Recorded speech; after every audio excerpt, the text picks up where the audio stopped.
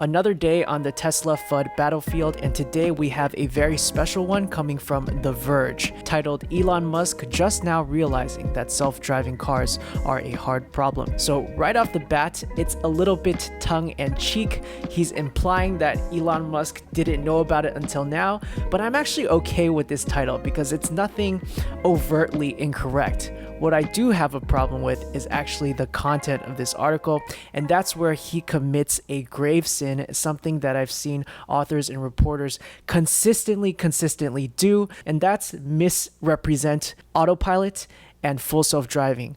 Oftentimes, they just completely use these two words interchangeably. And if you are a normal person with a life, you are not going to understand what the difference is. Every single day you go onto the interwebs now, you will see a lot of FUD about Teslas. Some of it is fine. Tesla is not a perfect company. But when I talk about FUD, I mean, it's fear mongering. It's giving information that's incredibly biased, that's not accurate, and painting a very negative picture of a company that has pros and cons. And we're actually going to go over the actual statistics. But first, let's go through this article, and I'm going to give you my thoughts on why I think this is so misleading and what this author is really doing. And hopefully you can catch this in other articles. Tesla CEO Elon Musk is finally admitting that he underestimated how difficult it is to develop a safe and reliable self-driving car, to which the entire engineering community rose up as one to say, quote, "No duh." That's funny. He's got an attitude, but I would just counter back. Who is this entire engineering community? Tesla and SpaceX has access to the best engineers in the world. Ask any college person coming out of college and see what are the top companies they want to work for. Consistently, time and time again, they are attracted towards companies like SpaceX and Tesla because they are on the forefront of all this development. And I just want to remind people that full self-driving is something that has never ever been done before. This is a totally new frontier. So it's really easy to take pot shots at the person trying to take people to Mars. I think it's a little bit harder to actually be doing the engineering that's pushing us forward with these advancements. Back to the article. Or at least that's how it should have happened in a just world. Instead, all the Tesla sycophants and ass kissers on Twitter told Musk to keep up the good work, that they believed in him and encouraged him to hurry up and roll out the latest version of his full self-driving software. It's worth pointing out, does not enable a Tesla vehicle to drive itself without input from the driver. I think he's confusing autopilot with full self-driving because autopilot is the feature that keeps us in the lanes. It could change lanes and it could follow distance, and that requires driver input. But full self-driving, eventually we don't want driver input, and we can see that he makes this mistake again later. So on reading this again, I think he actually doesn't understand, in which I have to ask, why are you writing about a company that you don't understand? Or why are you writing these sentences that don't really make sense? It's hard to know what exactly he knows. But let's continue. Musk has a long history of overpromising and under-delivering when it comes to his company's so-called full self-driving software. He did it in 2018 when he promised that the long-awaited V9 would begin rolling out in August. He did it again in 2019, proclaiming that a year from now, there would be over 1 million cars with full self-driving software everything. He was back at it again this past weekend, promising that FSD 9 beta is shipping soon with an added "I swear," just in case you had any doubts about his solemnity. Musk writes, "Haha, FSD 9 beta is shipping soon, I swear. Generalized self-driving is a hard problem as it requires solving a large part of real-world AI. Didn't expect it to be so hard, but the difficulty is obvious in retrospect. Nothing has more degrees of freedom than reality." So one thing that I concede is he is not very good at timelines.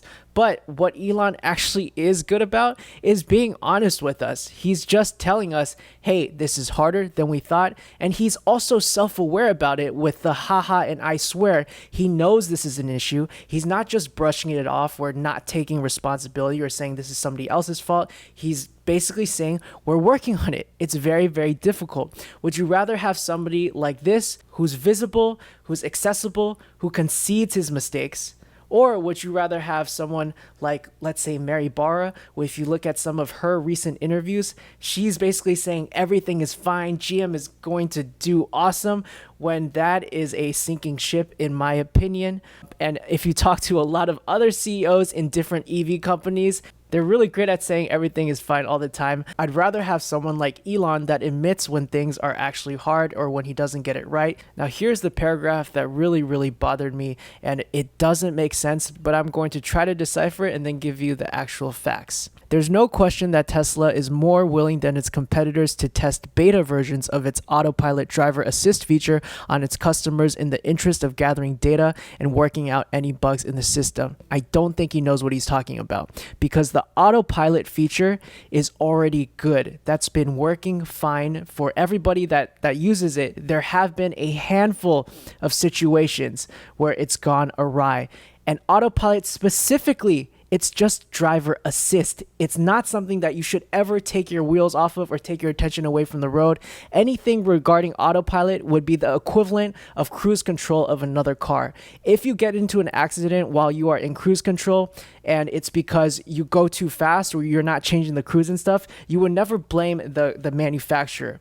All you have to do is press the brake or take control of the car. Same with Autopilot. There are bugs, but all Autopilot was ever meant to do was assist you in driving, not replace your driving. So all of this gathering data and working out any bugs in the system, that is mostly, almost exclusively applicable to their full self-driving software, which is their end game of letting you not be able to monitor things, not having to monitor things at all, and just letting the car drive itself. So this is very misleading. Either A, he wants us to think that Autopilot requires a lot more data to work, which is not really accurate because Autopilot works fine. Or B, he's mixing Autopilot and full self-driving, or he doesn't really understand it. But let's continue on. And Tesla customers are mostly fine with this, routinely flooding Musk's mentions, begging to be whitelisted for the current version of full self-driving. So first sentence, he talked about Autopilot,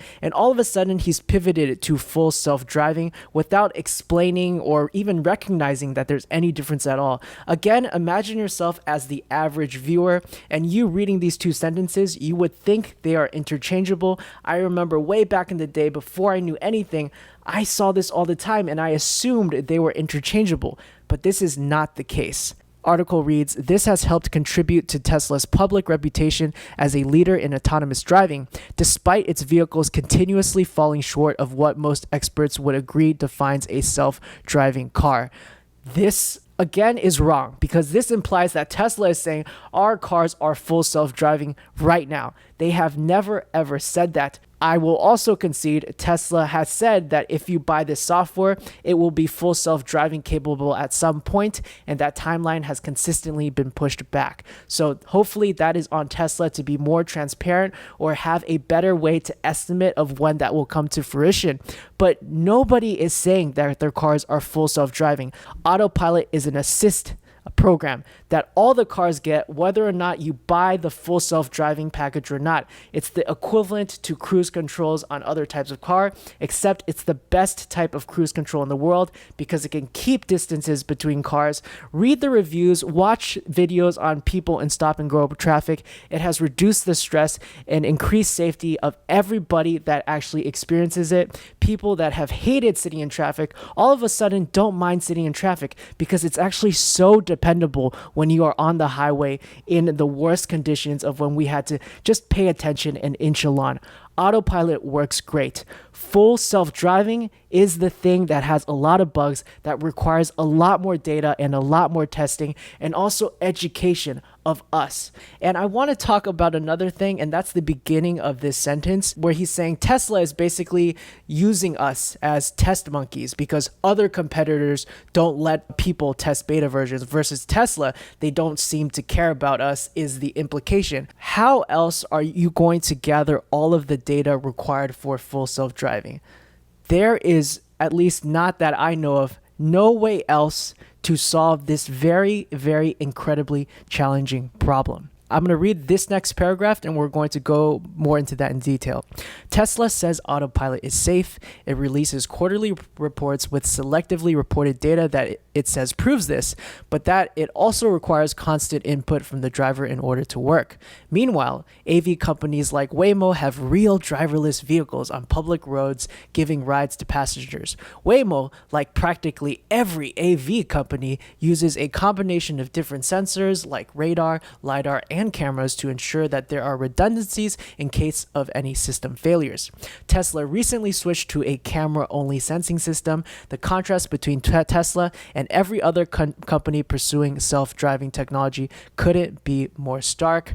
So here you can just feel his attitude coming out. He's basically saying Tesla is the black sheep in the family. They're doing everything completely different. But what does this all mean? He doesn't really explain anything. He's also saying that these other companies already have true driverless vehicles. In order for Waymo to work, you have to pre-map everything in the area. And then there's also LiDAR and radar, especially LiDAR, that's very expensive to build on vehicles. In addition to eye sensing, all of these add up the costs and add up the complexity. In the short term, they have solved it in the way a roller coaster is a full self-driving machine. Do you know how many people per year die on roller coasters? Actually, very, very few. Less than 10. Does that mean they are full self-driving solutions? It takes you from A all the way around a certain area. You could make stops in the middle. It could stop back at A. But the reason it works and the reason they're so safe is on a fixed track. With Waymo, if the track has been laid out, then it is very safe. I think actually this is a viable alternative to certain areas, but imagining trying to build roller coaster tracks from every single location to every single other location in the world. It would be a spider web of roads and resources. Now, these aren't physical, actual metal roads that would require a lot of raw materials, but it requires a lot of work to map these areas out, to scan and make sure every object is in place. And then every time a road were to change or a sign were to change, you would have to remap the area. Versus what Tesla is doing is through AI and machine learning, these cameras are able to look at the scene just like we see what's in front of us and decipher this is a stop sign, this is this far. Because again, our cameras, whoa, that's a really crazy slip. Our eyes are essentially like cameras. We have two eyes and we can sense depth. We use our eyes in combination of our brains to understand the world around us, and we drive with our brain. And that's what Tesla is doing, except they have 7 cameras, so they can also sense depth. And since the inception of the earliest Tesla car all the way in 2013, they've had cameras on their cars learning more about the environment. So sure, even as of right now, it has not seemed to be completely solved yet, but they have 7 years of data. That's their huge advantage. What all these other companies are doing is to try to solve it in another way because they know they cannot catch up from a data perspective. But all the ways they're doing it right now are training wheels. They're a crutch. They are not going to be able to solve full self-driving in the way Tesla can. I think they will be able to do it eventually once they are able to, let's say, license out Tesla software and also input cameras on their own cars and gather more data. But when it comes to what company I would invest in or bet on being number one in the full self-driving space, it's definitely Tesla. They're just too far ahead right now. The rest of this article, nothing really useful is said. The more charitable interpretation of what's happening is that articles with Teslas catching on fire get clicks, and it almost doesn't even matter what the content of the article is, whether it's accurate or not. People click into them, me included, so I am part of the problem. But hopefully me making videos like this will help inform viewers of what exactly is happening. These news organizations take advantage of our lack of knowledge because ultimately they write whatever they want, and it's not often malicious, it's just under-researched, and then it ends up completely misleading us and resulting in an uninformed populace, which is my greatest nightmare. I just want people to be informed. I almost forgot, I promised you guys some data, so let's go over some data. You would think based on the amount of negative articles coming out about Teslas catching on fire, getting into accidents, going out of control, that these things are constantly murdering people. First, let's look at how many people died in a vehicle in 2019. 36,000 people died in 2019 in motor vehicle related incidents. Now let's look at this terrifying website called tesladeaths.com, where they've literally listed out every single thing they could find regarding when a Tesla is involved in an accident and there's a fatality. This is clearly probably not to buy a Tesla supporter, but it's actually very, very useful. All the way back to 2013, there have been 195 Tesla deaths and Tesla related autopilot deaths. This site counts 6.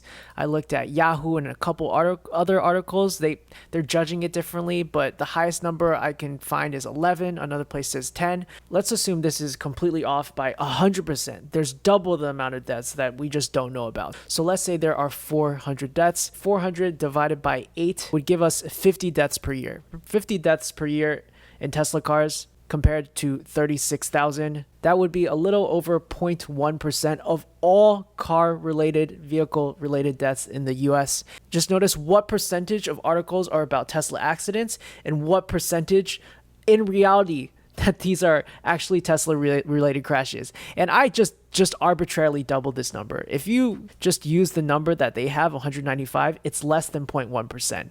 And then when we just talk about Autopilot, in all cases, it's at max around 10-ish right now. 10-ish deaths since its inception. Any death is sad, but you gotta put things in perspective. Please like and subscribe if you want to see more videos like this where I debunk the latest Tesla FUD and also discover and talk about new exciting investment opportunities. This is Green Knight Trading, where squires become knights. Thank you for watching, and I'll see you soon.